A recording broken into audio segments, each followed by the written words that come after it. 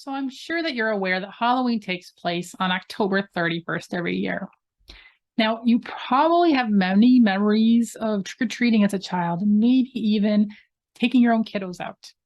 Now, decorating your house with pumpkins, witches, and all sorts of scary decor is probably in your, recent past and what you've done every year. Dressing up in costumes from super scary, gory things to skimpy outfits that help you feel like you want to revel in them and be so empowered. But did you know that Halloween has so many often unknown meanings that we can connect into to help deepen our spirituality? Samhain is the name for the holiday that falls on Halloween. And it's where many of the lineage of the stories of Halloween comes from. It's a time steeped deep into great mystical knowledge, but it's become a holiday heavily celebrated and cherished all around the world because it brings so much fun and lively energy with it. It's also favored as a time that you get to escape and be whatever version of yourself it is that you want to be. So what can you do on Samhain to help deepen your spirituality and honestly your own connection to everything that surrounds you? Well, number one is connect with your ancestors. Samhain is a time where you can honor your past and those who came before you. This is because it's a time of year where the veil between our world and others is thinner. This means it's a time of year where you can connect with your ancestors easier. I like to picture this veil as a black lace curtain instead of one of those dark, filtering, solid curtains that keep every speck of light out. Through the lace, you can still see parts of the world around you. There's still a boundary. There always has been and always will, but it's a bit easier for communications to occur. Within this veil lies our connection to those that have passed, our ancestors, whether blood or spirit. So it's a time you can communicate with those that have passed on, your loved ones that you want to remember. It's a time of honoring where you have come from and those that you have lost in love, known and unknown. All of our ancestors, whether the first initial drumbeat of the earth herself to a recent past loved one of this time. It's a space to honor them all as they should be honored. We all live in a connected web, commingling and intertwining. The past lies within us all, and it brings forth the knowledge that lies deep within that makes us who we are. Samhain is a time to honor that past, where we came from and who we came from on our journey of life. So how can you honor your ancestors? Well, this can be done in any way that you feel called to, but here are some ideas. You can put up some pictures of family members or friends that have passed. You can put up a picture of important people in your life that you lost, even if they weren't even related, or even if you didn't know them personally. You can light a candle in honor of your loved ones. You can speak a blessing of thanks or a fond memory. Write a message down on paper and put it near their picture, or let it scatter to the winds to bring the message to them. It's a very personal time, so do whatever feels right to you to honor your lineage.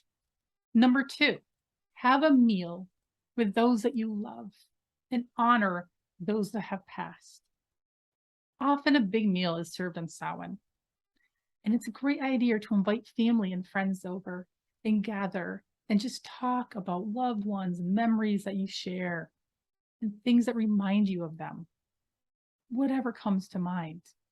You can make a favorite meal of one of your past ancestors, something that they loved and cherished, a certain cookie, or a certain type of vegetable or meat dish, anything that reminds you of your loved ones. So you can enjoy the time that you had together in the past with those that you currently have in the present. It can be as simple or as complex as you desire. Number three, gratitude. Samhain is considered the final harvest Sabbath of the wheel of the year. And at this time, all of our harvesting of the crops is done. So it's a great time to think of what you are grateful for. that has occurred in the past year or in your life in general. When we stop to think of the blessings that we have had, it opens space up for us to grow and be honored with even larger blessings in our future. Number 4, planning. Samhain is not just about embracing what has been, but also what will be. At the same time of honoring your past, it's also a time to embrace your future. As Samhain also represents the witch's new year. It's the ending and beginning of the wheel of the year, this cycle of seasons. As everything in nature is a cycle, going from life to death and life again, never truly ending, just becoming anew with a continuation of the knowledge achieved. Life is a constant spiral where we occasionally hit the same spot again, but we are still who we are, just added on to. So at this time, it's great to look upon your past and then plan for your year ahead. Take note of how things went. Give a nod of respect to all that you've been through, all the good and the bad, and a blessing of gratitude for making it through, no matter how hard it was. Number 5, play. It's often something as adults that we rarely do, but playtime is something that is so important for our spirit. It feeds the soul. Laughing and being carefree lets our intuition come to the surface, inspiring new, raw, vital energy. So embrace the fun aspect of Samhain. Run around like a kid, go trick-or-treating, dress up and hand out candy. Do whatever inspires your fun to come out. Number 6, carve a pumpkin.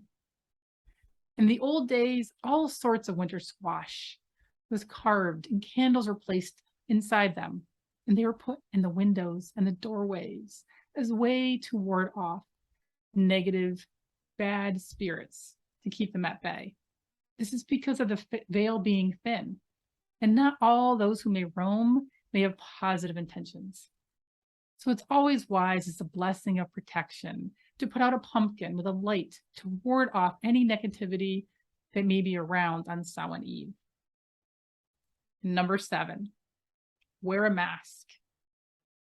Besides looking at your past and future, the adventure of Samhain is to always look at your present and who you are and what side of you wants to come out. What mask do you want to wear today? What energy do you want to tap into and partake in? Your inner witch, your inner warrior, your inner princess, or maybe an inner gift that you have not discovered yet. See how it feels wearing that mask. Does it resonate deep within inside of you? Does it bring out a playfulness within you? What about an unexpected feeling? There are no wrong answers, because it's only you, as you are an individual. And it's however it feels within you. Embrace your past, your present, and your future. Together they are divine, and they allow you to intertwine them to be the best version of yourself. So what mask will you wear on Samhain